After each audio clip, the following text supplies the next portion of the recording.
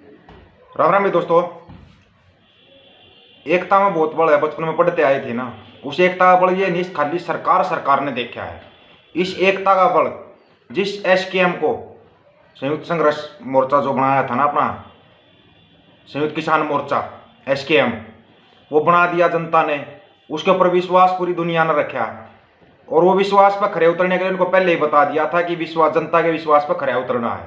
लेकिन उसी एसकेएम में दरार आई जब बोल दिया उनमें से एक तरफ हरियाणा से पार्टी बननी शुरू होगी कि हमने पार्टी बना दी, 117 सीटों पर चुनाव लड़ेंगे। उसके बाद फिर 22 जत्थेबंदियों ने ऐलान कर दिया कि हम भी चुनाव लड़ेंगे। एसएसएम और एसएसपी बना के खड़ा कर दिया, संयुक्त संघर्ष मोर्चा और संयुक्त संघर्ष पार्टी बना के खड़ी कर दी। मांगा था क्या? एमएसपी। मिला क्या? SSM SKP.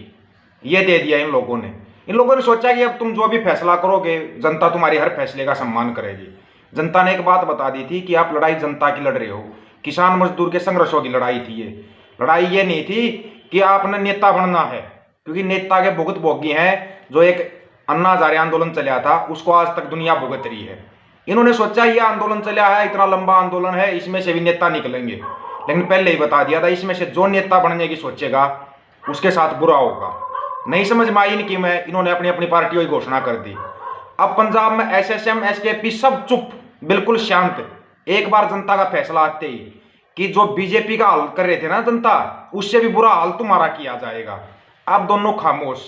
पंजाब की जनता ने ऐसा मुंह तोड़ जवाब दिया इनको कि इनके समझ में नहीं आया क्या करना। आपको जिस काम के लिए लगाया था आप वो काम करिए। पहले एक बस 3 कानून आए, कानून रद्द हो गए, उसको बड़ी जीत बड़ी जीत। और फिर बड़ी जीत ये जनता की जीत थी या इन लोगों की जीत थी? इन लोगों को अगवा बनाया था। इन लोगों ने क्या किया था? कहां पे इन्होंने कोई कुर्बानी दे दी या और कुछ किया? ऊपर से चंदा लेके सब कुछ लेके पार्टी बना के नेता बनने की सोच के थे ये। उनको ऐसा थप्पड़ मारा है जनता ने इनके मुंह पे।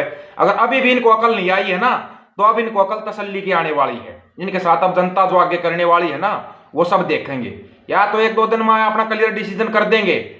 संयुक्त किसान मोर्चा ने भी अपना ऐलान कर दिया है, जो राजनीति में जाएगा उसका संयुक्त किसान मोर्चा से कोई लेना देना नहीं है। अगर आप संयुक्त किसान मोर्चा का हिस्सा हो तो आप राजनीति की तरफ नहीं जाओगे।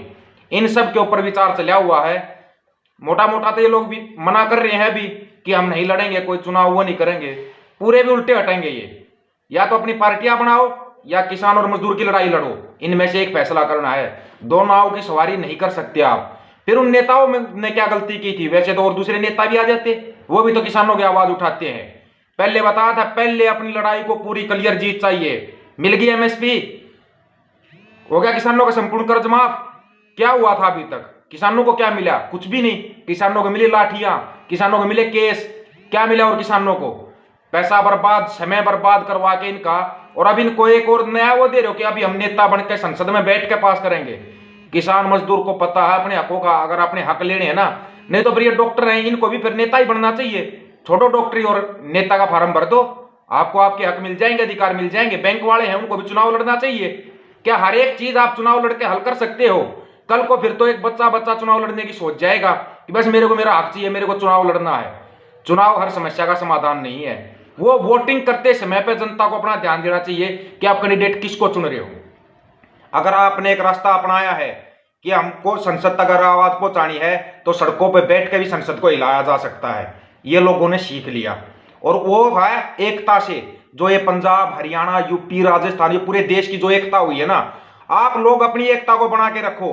कोई कहीं भी जाए लौट के वापिस आपके पास आएगा। ये बड़े बड़े नेता, मंत्री, प्रधानमंत्री सब झुकेंगे आपके सामने, लेकिन अपनी सच्चाई का रास्ता मत छोड़ना। अगर आपने अपनी सच्चाई का रास्ता छोड़ दिया तो फिर कोई भी नहीं झुकेगा। सब देख लेंगे, आए 4 दिन झंडे उठाते हैं और 5वें दिन चुनाव लड़ेंगे। चुनाव की तरफ नहीं जाया जाएगा। जो चुनाव की तरफ जाएगा सीधा बहिष्कार।